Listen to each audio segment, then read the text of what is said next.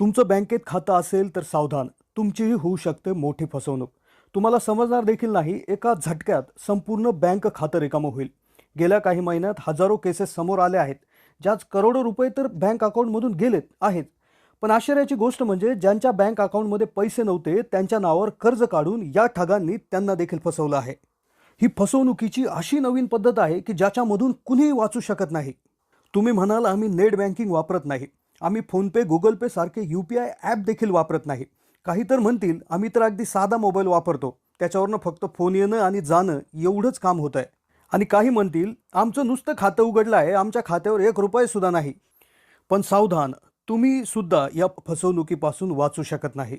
Bank फसवणूक करणाऱ्या या चोरांनी पद्धतच इतकी जालीम शोधून काढली आहे की तुम्ही अडाणी असू द्या किंवा सुशिक्षित शिकलेले व्यक्ती असू द्या, तुम्ही याच्यात वाचू शकत नाही. या लुटीला कुणीही बळी पडू शकतो, हे आम्ही नाही तर गेल्या काही महिन्यात आलेल्या लाखो केसेसवरून लक्षात येत आहे. त्यामुळेच आमच्या टीमने याच्यावर रिसर्च केला, ही लुटीची नवीन पद्धत काय आहे हे समजून घेतलं आणि तेच आम्ही या व्हिडिओच्या माध्यमातून तुमच्या समोर मांडत आहोत. हा व्हिडिओ प्रत्येकाच्या गरजेचा आहे, कारण की प्रत्येकाचं बँक अकाउंट कोणत्या ना कोणत्या बँकेत असतंच, मग त्यात पैसा असो किंवा नसो. हा व्हिडिओ शेवटपर्यंत पाहणं हे तुमचं कर्तव्य आहेच. त्याचबरोबर तुमच्या कॉन्टॅक्ट लिस्टमधील प्रत्येकाला हा व्हिडिओ शेअर करणं ही देखील तुमची नैतिक जबाबदारी आहे. या व्हिडिओमुळे कोणा एकट्याचे जरी पैसे वाचले तरी देखील आमचा उद्देश सफल झालाय असं आम्ही मानू. तर व्हिडिओ लक्षपूर्वक शेवटपर्यंत पाहता. चॅनलला नवीन असाल तर जरूर सबस्क्राईब करा. जसं नेट बँकिंग ऑनलाईन बँकिंग चालू झाली तसं फसवणुकीच्या प्रकारांमध्ये मोठी वाढ होत गेली. आता तुम्ही म्हणाल इंटरनेट बँकिंग सुरू झाली, फोनपे गुगल पे सारखे ॲप आले म्हणूनच याचं प्रमाण वाढलं, पूर्वी होत नसायचं. तर तसं नाही आहे. माणसाच्या ज्या 6 वाईट भावना आहेत, काम क्रोध लोभ मोह मद मत्सर, या भावनांचा उपयोग करून हे ठग पूर्वी देखील माणसाला फसवतच होते.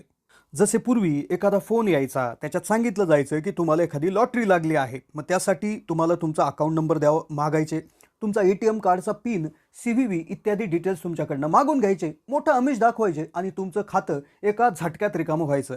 किंवा तुम्हाला कुठल्या तरी गोष्टीची भीती दाखवली जायची, ज्यामध्ये तुमचं अकाउंट बंद होईल, तुमचा कर्जाचा हप्ता चुकलेला आहे, तुम्हाला मोठा फाईन पडेल, यामुळे या ना त्या कारणावरून आम्ही बँकेतून बोलत आहोत किंवा एखाद्या गोष्टीचा एजंट बोलत आहोत, अशा पद्धतीनं तुमच्याकडून फसवणूक केली जायची. आणि मागच्या काळात अजून एक नवीन पद्धत जी विकसित केली होती ती म्हणजे आम्ही Amazonमधून बोलतोय, आम्ही फ्लिपकार्टमधनं बोलतोय किंवा आम्ही एखाद्या दुसऱ्या बँकेव्यतिरिक्त कंपनीमधनं बोलतोय की तिथे तुम्हाला अशी अशी ऑफर आहे, तुम्हाला जर हे खरेदी करायचं असेल तर तुम्ही डिटेल्स द्या. अशा पद्धतीनं फसवणूक केली जायची. पण या फसवणुकीमध्ये एक गोष्ट कॉमन होती, ती म्हणजे काय की तुम्हाला ठगांना जर तुमच्या अकाउंटमधून पैसे काढायचे असेल तर तुमच्या मोबाईलवर एक OTP यायचा आणि तो OTP जोपर्यंत तुम्ही त्यांना देत नाही तोपर्यंत ते तुमच्या अकाउंटमधला 1 रुपयाही काढू शकत नव्हते. हा OTP म्हणजे एक 6 अंकी नंबर असतो, जो बँक कुठलंही पेमेंट करण्याच्या आधी तुमच्या रजिस्टर्ड मोबाईलवर पाठवत असते आणि तो मोबाईल नंबर एंटर केल्यानंतरच तुमचं अकाउंटमधनं पैसे कट होत असतात. पण भरपूर जागरूकता निर्माण झाली. लोक कोणालाही आता OTP देत नाही. कुठलाही व्यक्ती एखादा जर फोन केला तर त्याला व्यवस्थित रिप्लाय देत नाही, कारण की लोकांना माहिती झालं आहे की बँक कधीही तुम्हाला कुठलेही तुमचे डिटेल्स त्या ठिकाणी विचारत नाही. कोणताही बँकेतला अधिकारी तुम्हाला तुमच्या डिटेल्स विचारण्यासाठी फोन करत नाही. लोक भरपूर जागरूक झाले. त्यामुळे अगदी हे जे काही लुटीचा प्रकार होता त्याच्यावर मध्यंतरी आळा बसला होता. कुठल्या तरी प्रमाणात याचं प्रमाण कमी झालं होतं. पण या ठगांचं पोटपाणीच त्याच्यावर चालत असल्यामुळे त्यांनी काढली नवीन शक्कल. ही शक्कल इतकी जबरदस्त आहे की याद्वारे जर ते लूट अशी करतात की ज्यामध्ये तुम्हाला तुमच्या मोबाईलवर कुठला OTPचा मेसेज देखील येत नाही. आणि हे तर सोडा, तुमच्या अकाउंटमधून लाखो रुपये जरी काढून घेतले तरी किती पैसे तुमच्या अकाउंटमधून गेले याचा मेसेज सुद्धा त्या ठिकाणी येत नाही. आहेच ती पद्धत इतकी जालीम, जिच्यामध्ये ते 2 ते 3 प्रकारे तुमची फसवणूक करू शकतात. तर आज आपण जाणून घेतोय या कोणत्या 3 पद्धती आहेत, नवीन पद्धती आहेत की ज्याच्यात कुठलाही OTP येत नाही, तुम्हाला समजत देखील नाही की तुमची फसवणूक झाली आहे किंवा होत आहे. आणि हे एकदा माझ्या स्वतःबरोबर सुद्धा झालेलं आहे. माझ्या अनुभवातून मी तुम्हाला माहिती देत आहे. आता यात पहिली गोष्ट अशी असते की तुम्हाला एखादा WhatsAppवर मेसेज येतो किंवा एखादा SMS येतो, त्याच्यामध्ये एखादी लिंक दिलेली असते. अर्थातच आपण लिंकवर डायरेक्ट क्लिक करत नाही, पण मग ती लिंक कशाची आहे याविषयीची माहिती त्या मेसेजमध्ये अशा पद्धतीनं दिलेली असती की तुम्ही त्यावर क्लिक कराल म्हणजे कराल. आता तुम्ही म्हणाल आम्हाला क्लिक करण्यासाठी अशी काय माहिती देतील, तर वर दिलेली माहिती अगदी व्यवस्थित असण्यासाठी ते तुमचा पूर्ण अभ्यास करतात. गेल्या 8-10 दिवसात, महिनाभरात तुम्ही मोबाईलवर काय सर्च करत आहात? कुठला एखादा प्रॉडक्ट तुम्हाला खरेदी करायचा आहे का? तुम्ही कशाविषयी इन्क्वायरी करत आहेत का? तर याची माहिती त्यांच्याकडे जमा केलेली असते. उदाहरणार्थ तुम्ही एखादा ॲपलचा फोन पाहत आहात आणि मग तुम्हाला मेसेज असा येईल की ॲपलचा जो काय iPhone 13 आहे तर तो मात्र 15,000 रुपयाला मिळेल. खाल्ल्या लिंकवर क्लिक करा.